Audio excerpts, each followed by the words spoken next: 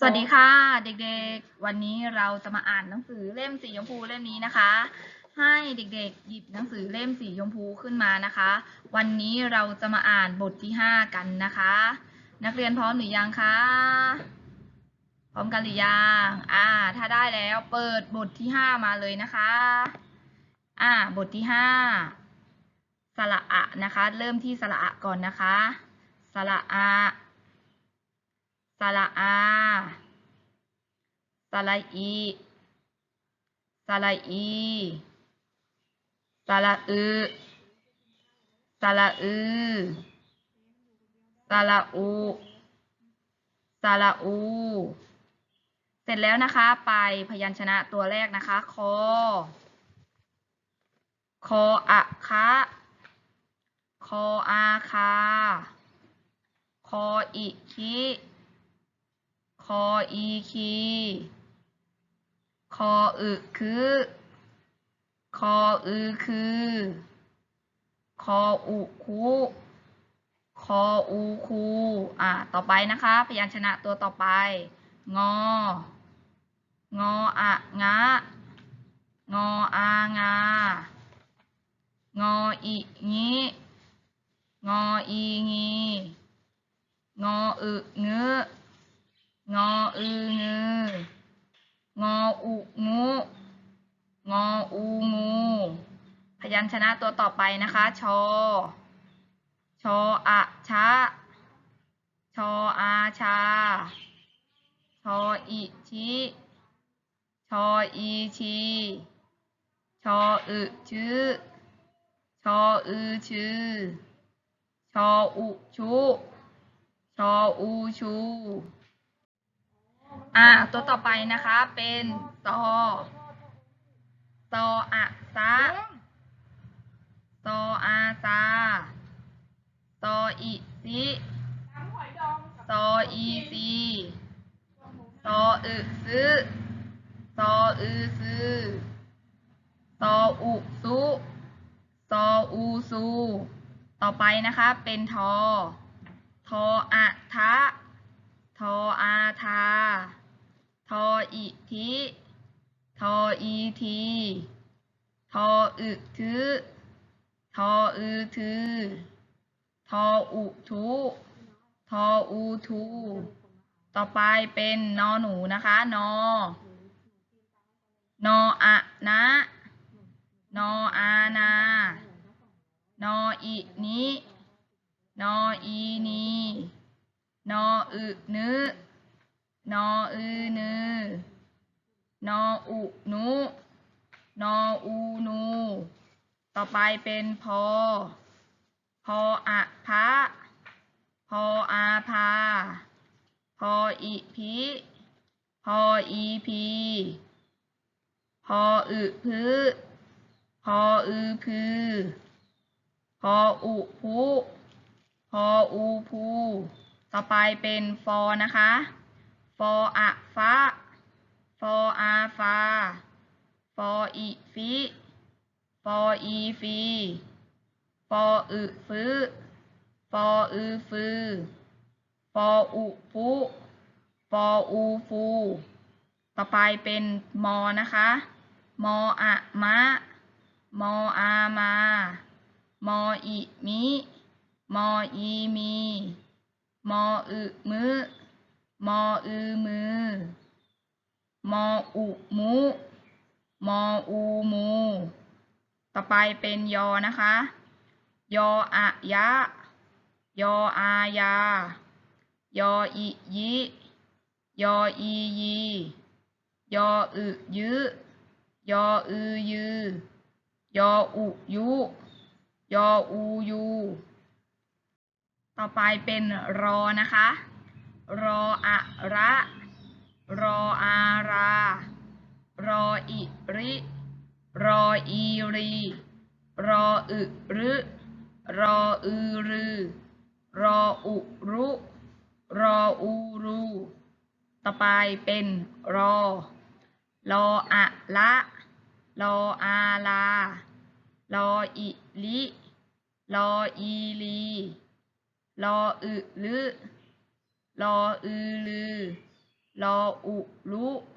ลออูลูต่อไปเป็นวอนะคะวออะวะวออาวาวออิวิวออีวีวออึวึวออือวือวออุวุวออูวูตัวต่อไปนะคะเป็นฮอฮออะฮะฮออาฮาฮออิฮิฮออีฮีฮออึฮึฮออือฮือฮออุฮุฮออูฮูหน้านี้อ่านจบแล้วนะคะ นักเรียนอ่านตามทันไหมคะ เดี๋ยวเราจะไปเจอกันหน้าต่อไปนะคะเด็กๆเรามาอ่านออกเสียงหน้าที่11ของบทที่5นะคะเริ่มคำแรกเลยนะคะเด็กๆพร้อมหรือยังคำแรกนออานางออูงูชออะชะนออีนีชะนีฝออาฝาชออีชีฝาชีเสร็จแล้วนะคะตรงแบบฝึกหัดนะคะถึงแบบฝึกหัดหรือยังชี้คำแรกเลยนะคะเด็กๆคออะคะชอ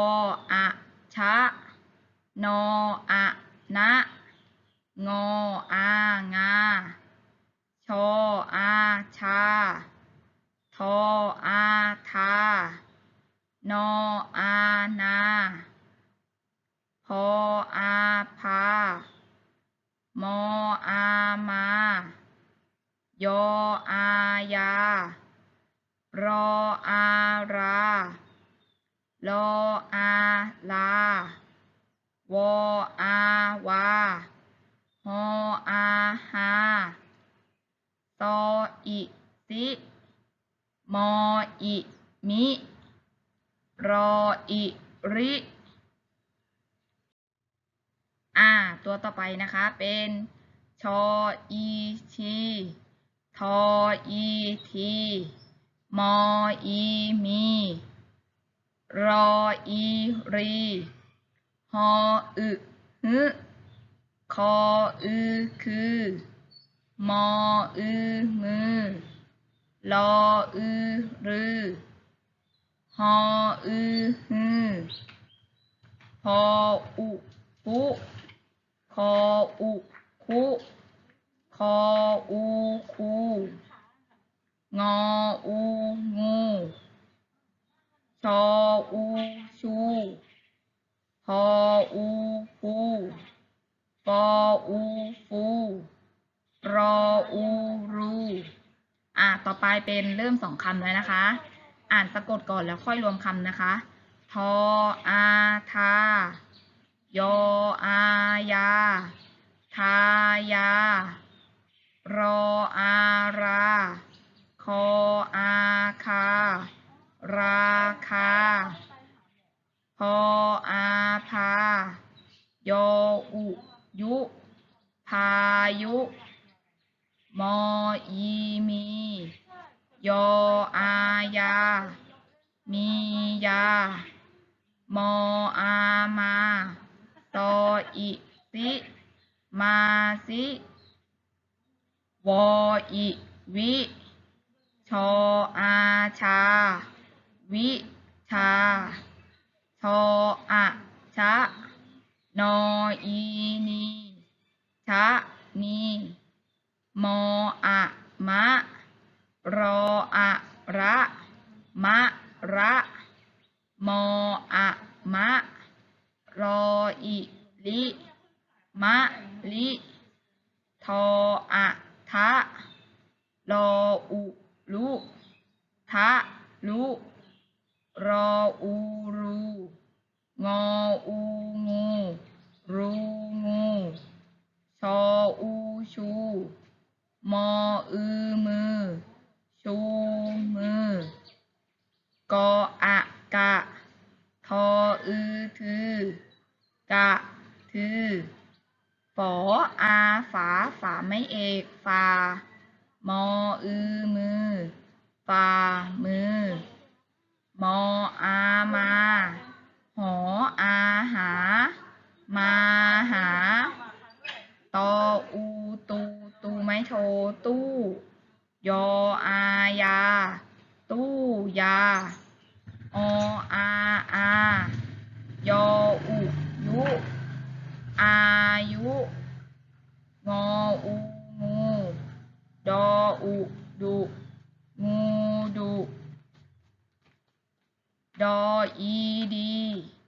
งออูงู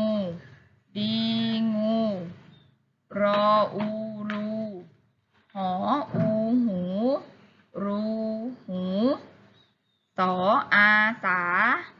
คออูคูสาคูบออูบูชออาชาบูชาทออาทาสออีสีทาสียออายาดออีดียาดีฝออาฝาชออีชีฝาชีมออีมียออายามียาวออาวาจออาจาวาจากออากะลออาลากะลากออากะทออิทิกะทิกออากะทออะทะกะทะต่อไปจะเริ่มเป็น3 คำแล้วนะคะ อ่านตามครูทีละคำแล้วก็ค่อยลงคำทีหลังนะคะรออูรูทออะทะลออุรุลูทะลุมออีมี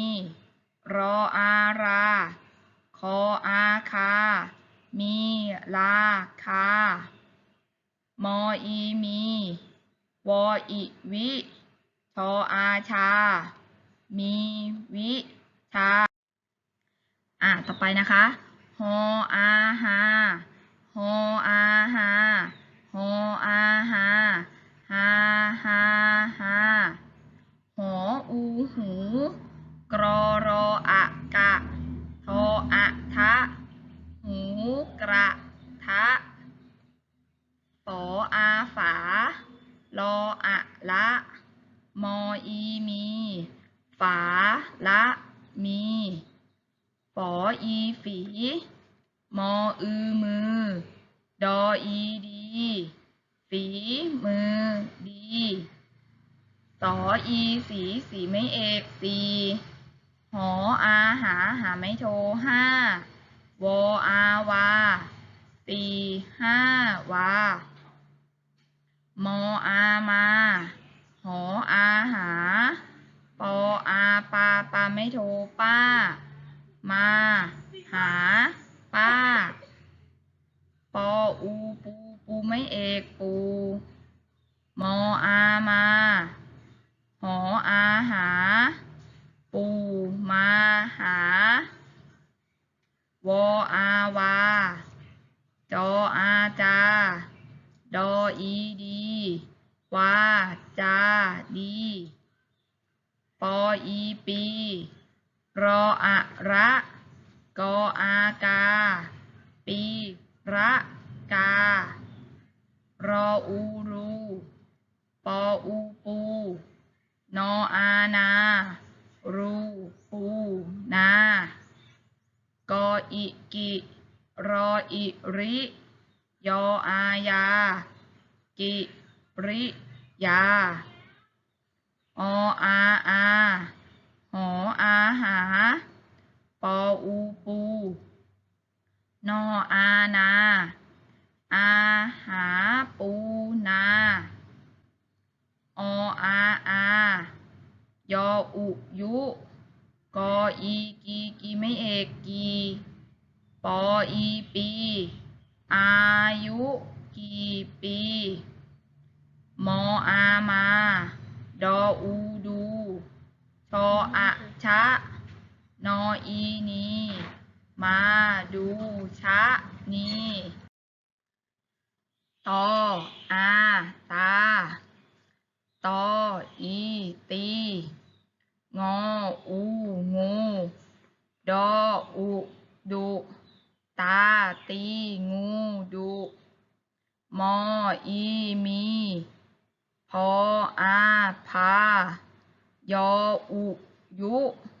มออามามีพายุมา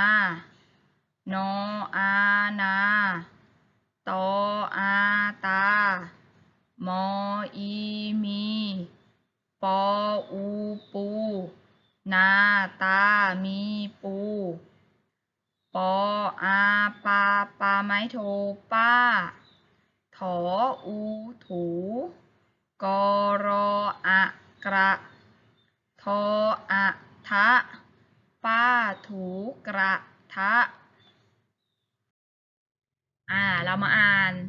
หน้าต่อไปนะคะเป็นหน้าที่12นะคะยังอยู่ในบทที่5อยู่นะคะหน้าที่12นะคะ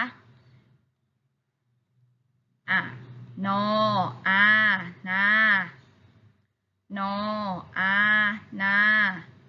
ดออีดีมออีมีรออารา